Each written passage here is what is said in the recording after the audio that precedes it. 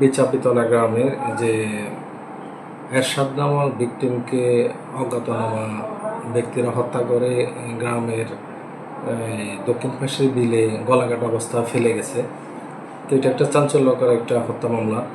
আমি সংবাদ পেয়ে আমার অফিসারদের নিয়ে আমরা দ্রুত ঘটনাস্থলে যাই।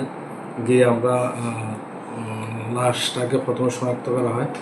এরপরে তথ্যপত্র নিয়ে আমরা আমাদের প্রযুক্তির সাহায্যে আমরা খুব দ্রুত সময়ের মধ্যে, অর্থাৎ মামলা হওয়ার 24 ঘন্টার মধ্যে আমরা সংশ্লিষ্ট হত্যার সাথে জড়িত 3 জন আসামিকে আমরা দ্রুত গ্রেপ্তার করতে সক্ষম হই।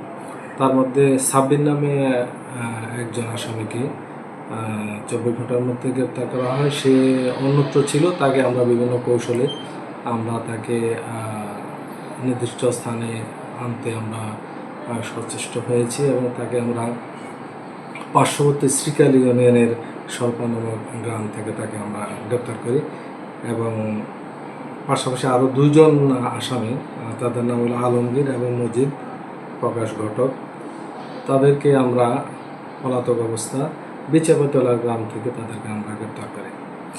এখন সাব্বির যে প্রধান আসামি এবং সে কিন্তু ভিকটিমকে ঘটনার পূর্ব মুহূর্তে একটা দোকান বা যে চেঞ্জ স্ট্যান্ড থেকে তাকে ডেকে নিয়ে আসে, সে সূত্র ধরেই কিন্তু আমরা আসলে মানে এগিয়ে যাই।